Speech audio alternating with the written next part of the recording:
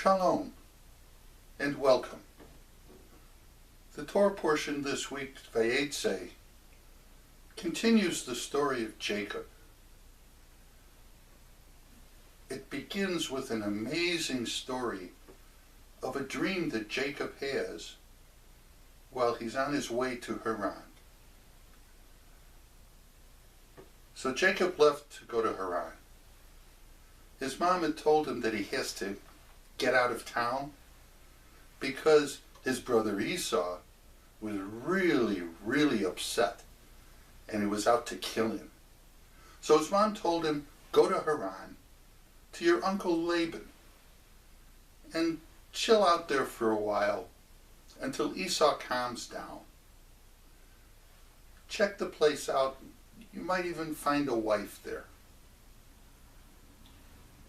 So Jacob packed up a few things and set out on foot for Haran. While he was walking, he ran over in his mind the events that had just taken place. It was Mom's idea. Get the blessing from Dad instead of Esau. I should be blessed. Mom's always pushing me. I told her it wouldn't work. Esau smells like the open field because of the time. I don't smell like that.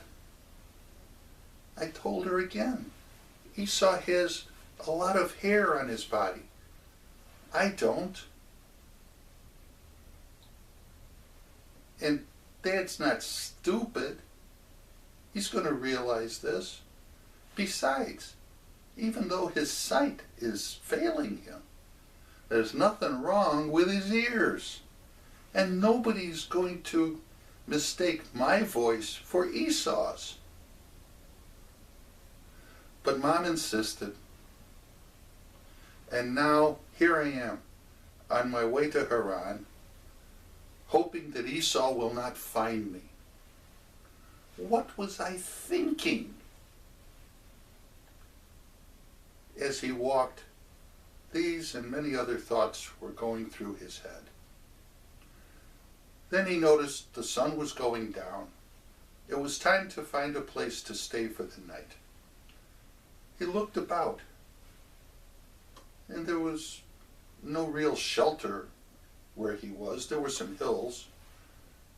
So he cast about looking for a suitable place to lay down and sleep for the night. He found the place, and he gathered some small stones, and he arranged them in an ark, intending that when he lay down, his head would be inside this ark of stones, and he would be protected from evil. This was a very ancient way of protecting one from evil. So he settled down, and he was about to lay down when he thought he heard voices, arguing voices. And he couldn't see anybody. He looked around, he didn't see anyone. So he went back to where the stones were, and he went to lay down, and he saw there was no ark of small stones. There was one big stone. And he looked at this. This is amazing. Well, I can use this stone for a pillow. It's okay. So he lay down, and he put his head upon the stone and was amazed again. The stone felt as soft as a pillow. So he went to sleep. Suddenly, he awoke. It was still night, but he heard many voices. So he got up and he found a clearing in which people were standing. Then as he watched, a ladder appeared, a strange-looking ladder. It was very wide and had two sets of rungs. On The ladder, though, these rungs didn't look like the normal rungs of a ladder. They looked like steps. And then the people in the clearing started to get on the ladder, and without climbing, they were carried upward.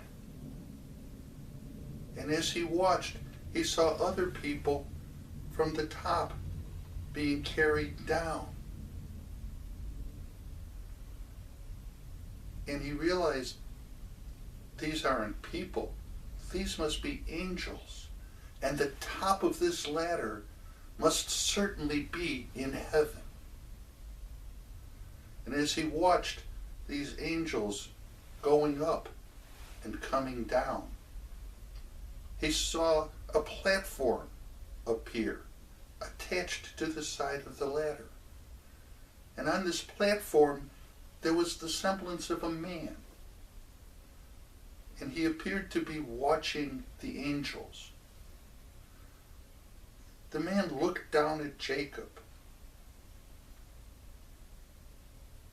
"I am the God of Abraham, your grandfather, and the God of Isaac, your father." Jacob stared. His jaw dropped open. He really couldn't believe his ears.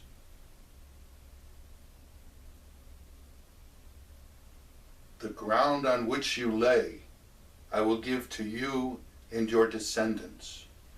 Your descendants will become as numerous as the dust on the earth, and they will spread to all the corners of the earth, to the north, to the south, to the east, and to the west. And through them, all the families on the earth will be blessed."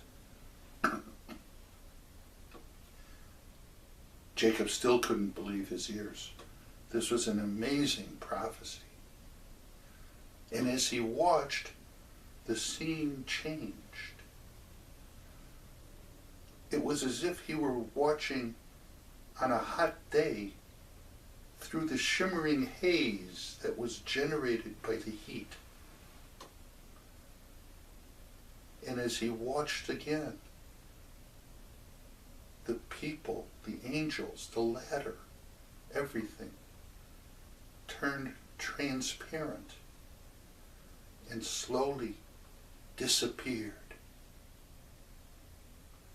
And Jacob was left in the pitch darkness of night.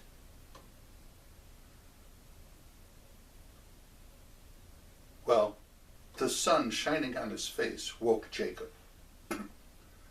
He lay on the rock pillow, very, very confused. He realized it must have been a dream. And then he took on an awestruck expression. God must have been in this place, and I didn't know.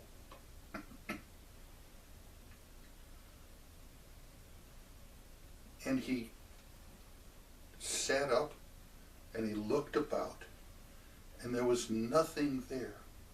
It looked exactly the same as it had the day before.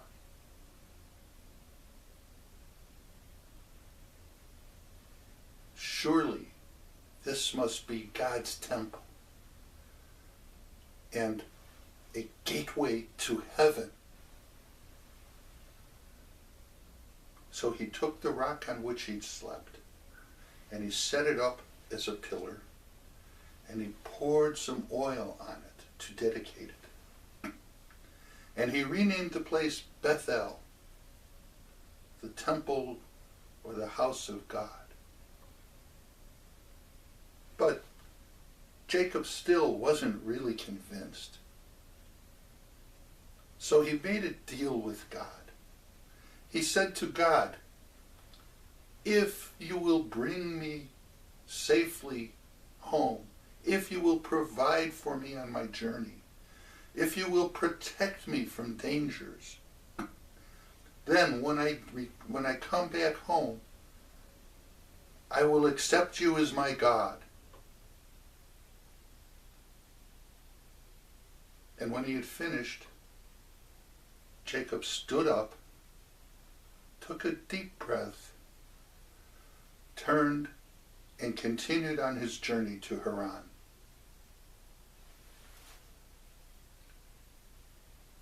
Shalom.